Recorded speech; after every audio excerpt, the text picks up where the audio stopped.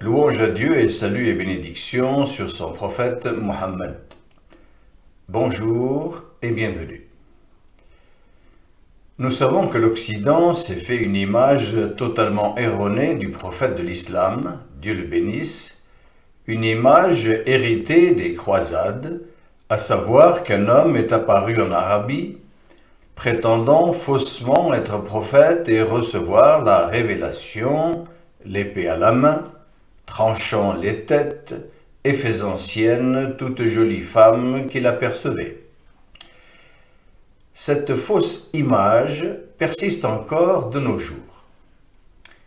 Il serait donc intéressant de faire connaître ce noble prophète, Dieu le bénisse, et réfuter les différentes controverses dont il fait l'objet. Les controverses perpétrées par l'Occident à l'encontre du prophète, Dieu le bénisse, visent à la fois son message et sa personne. Les controverses visant son message consistent à véhiculer l'idée selon laquelle l'islam serait une religion violente et sanguinaire. Quant aux controverses visant la personne du prophète, Dieu le bénisse, elles présentent le prophète, Dieu le bénisse, comme étant un homme à femme sous prétexte qu'il en épousa plusieurs. Nous allons, en premier lieu, déconstruire cette dernière controverse en apportant des arguments rationnels loin de toute réaction émotionnelle. Premier point.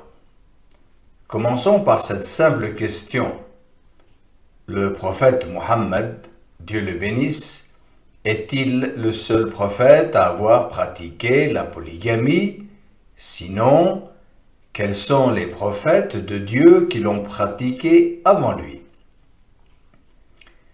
Dans son livre « La femme entre le droit musulman et le droit positif », le professeur Mustapha As-Sibai dit avoir visité, lors de son voyage en Irlande, dans les années 50, le centre des Jésuites où il rencontra le prêtre, directeur du centre.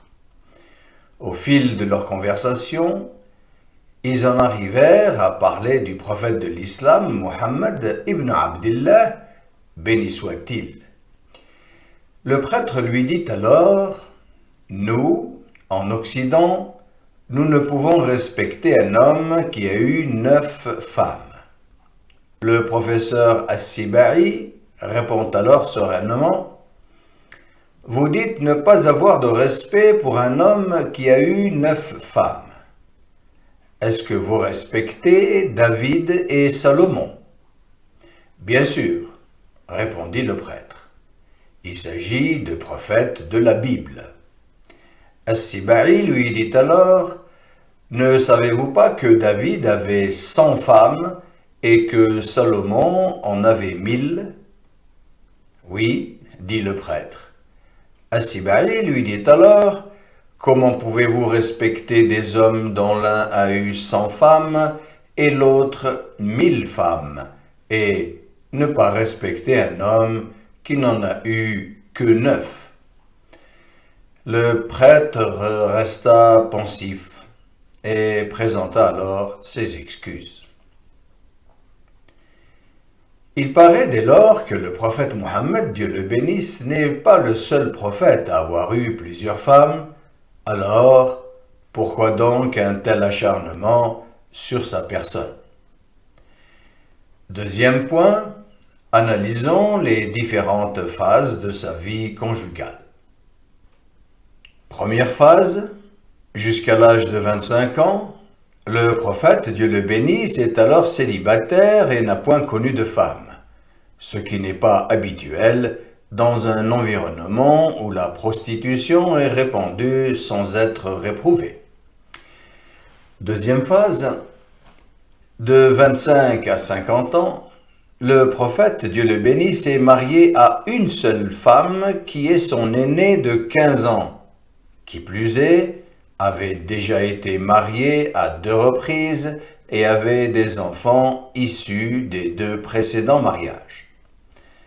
Le prophète, Dieu le bénisse, a vécu avec elle durant 25 ans sans penser à se remarier, bien qu'il soit en âge où les passions sont les plus ardentes et qu'en Arabie, la polygamie était répandue et sans aucune répréhension.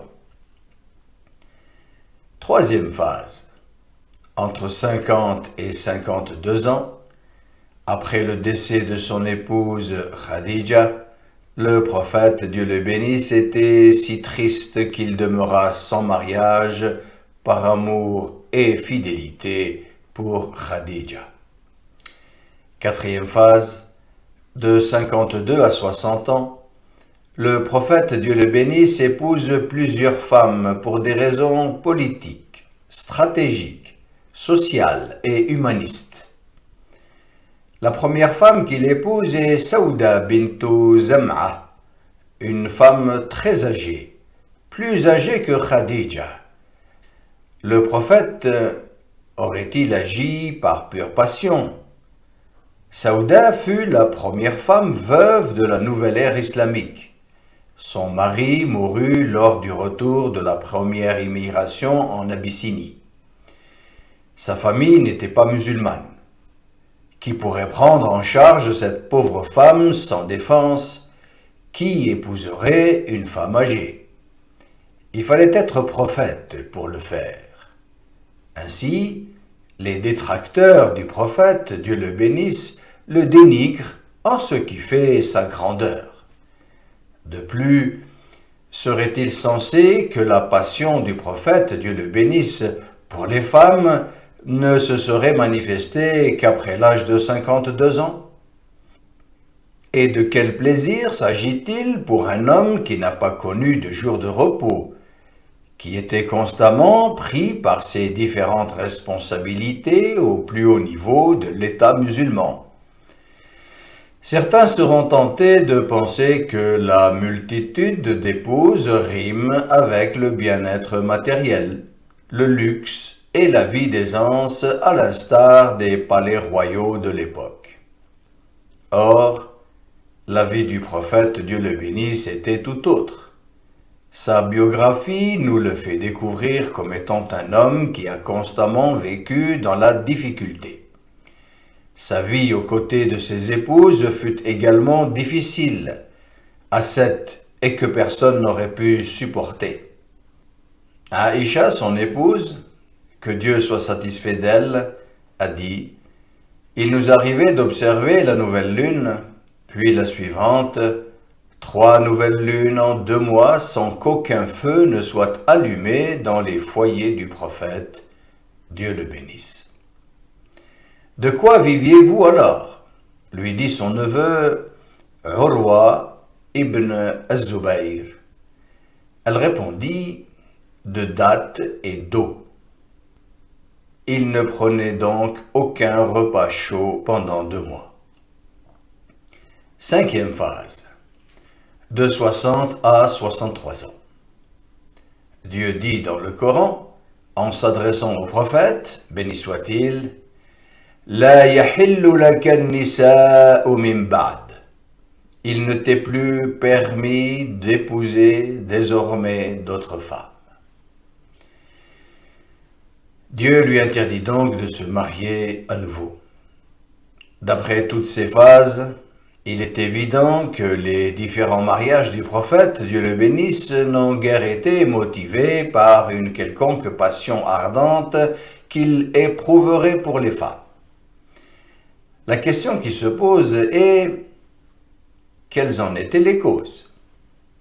Le prophète, Dieu le bénisse, s'est marié à plusieurs femmes pour de multiples raisons, dont, premièrement, la communication de l'islam.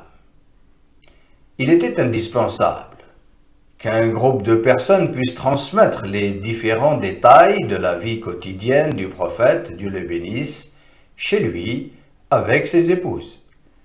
Qui nous a transmis sa manière d'accomplir le ghusl, les grandes ablutions, l'attitude que doit avoir le mari avec son épouse indisposée et autres détails que seules les épouses du prophète, Dieu le bénisse, pouvaient connaître. C'est d'ailleurs pour cette raison que le prophète, Dieu le bénisse, épousa Aïcha, qui était la seule femme qui n'avait pas connu de mariage auparavant, mais qui pourtant ne lui donna aucun enfant. Elle était prédestinée à se consacrer entièrement au savoir et à la transmission. D'ailleurs, elle vécut 42 ans après la mort du prophète, béni soit-il, pendant lesquels elle ne cessa de diffuser son savoir. En relatant 2210 hadiths, paroles du prophète, béni soit-il, elle prend la 4e place des compagnons qui ont transmis le plus de hadiths prophétiques. Deuxièmement, l'unité et la stabilité de l'État après la mort du prophète, Dieu le bénisse. Les 4 hommes qui succéderont au prophète, Dieu le bénisse, en devenant calife sont Abu Bakr, Omar, Othman et Ali, que Dieu les agrée, les 4 piliers centraux de l'État musulman. Il fallait donc créer un lien qui les unit au prophète, Dieu le bénisse, et qui les unit les uns aux autres. C'est dans ce sens que le prophète, Dieu le bénisse, épousa Aïcha, fille de Abu Bakr, et Hafsa, fille de Omar, et donna en mariage sa fille Fatima à Ali, sa fille Ruqayya à Uthman, et lorsque celle-ci décéda, il lui donna en mariage son autre fille, Kulthum. Troisièmement, la compassion. Faire preuve de compassion envers les veuves. Le prophète, Dieu le bénisse, s'employait à ne laisser aucune veuve sans essayer de la remarier. C'était le seul moyen de les prendre efficacement en charge. C'est ainsi qu'il se maria avec Salama, une femme âgée avec des enfants, et Saouda, comme nous l'avons déjà évoqué. Quatrièmement, des raisons politiques. Le prophète, Dieu le bénisse, se maria avec Habiba lorsque le mari de celle-ci décéda. Habiba était la fille d'Abu Sofyan, le chef des Qurayshites. Laisser cette femme noble épouser n'importe quel musulman aurait été vécu par Abu Sofyan comme une humiliation et un affront. D'ailleurs, Abu Sofyan accepta volontiers ce mariage et pour le prophète, ce fut une façon d'adoucir le cœur d'Abu Sofyan, farouche détracteur des musulmans. De même, le prophète, Dieu le bénisse, épousa Safiya, fille de Huyai, qui était considéré comme le roi des Juifs. Il fallait donc honorer cette dame. Cinquièmement, l'humanisme. Le prophète, Dieu le bénisse, épousa Juhayriya bintu al-Harith. Son père fut le chef de la tribu des Banu al-Mustaliq. Sa lutte acharnée contre les musulmans a fini par une si lourde défaite que toute la tribu fut capturée par les musulmans. Le prophète, Dieu le bénisse, épousa alors Juwayriya pour éveiller chez les musulmans les sentiments de noblesse et d'humanisme. Voyant que leurs captifs devinrent les beaux-parents du prophète, Dieu le bénisse, les musulmans remirent toute la tribu en liberté. Cette action humaniste poussa tous les Banu al-Mustaliq à embrasser l'islam. Sixièmement, les raisons législatives. Les Arabes avaient pour habitude d'interdire aux pères adoptifs d'épouser la femme répudiée par son fils adoptif. Le Coran a aboli cette tradition d'une manière pratique en ordonnant au prophète, Dieu le bénisse, d'épouser Zaynab bintu Jahsh, la femme répudiée par son fils adoptif Zayd ibn Haritha, mettant ainsi fin au système d'adoption pratiqué chez les Arabes. Par conséquent, nous pouvons conclure en disant que le prophète, Dieu le bénisse, a eu deux approches pour le mariage. Muhammad, l'homme, il épousa de son choix une seule femme qui est Khadija. Et Muhammad, le prophète, Dieu le bénisse, à ce titre, il épousa plusieurs femmes pour des raisons sociales, éthiques, humanistes et stratégiques, toutes liées à sa mission prophétique. En réalité, toutes ces controverses dont fait l'objet le prophète, Dieu le bénisse, reflètent un sentiment de racisme et d'anti-islam à l'encontre des musulmans. Leurs auteurs ne font qu'inventer des prétextes, fussent-ils infondés et insensés, pour essayer de justifier leur racisme et leur islamophobie. Je voudrais rappeler que seulement en France, l'un des pays où l'islam est le plus critiqué, il y a environ 6000 conversions à l'islam chaque année, voire plus encore. Je vous laisse imaginer le nombre de personnes qui se convertissent à l'islam chaque année dans le monde. Pourquoi ces gens ont-ils choisi cette religion après avoir goûté à tout? Est-ce parce qu'elle est mauvaise ou est-ce parce qu'elle leur apporte équilibre et qu'elle donne un sens à leur vie? Gloire à Dieu, le Maître suprême, que ne peuvent atteindre les calomnies des hommes. Paix et salut aux envoyés, et louange à Dieu, le Maître souverain de l'univers. Merci d'avoir suivi en ma compagnie, et que Dieu vous préserve.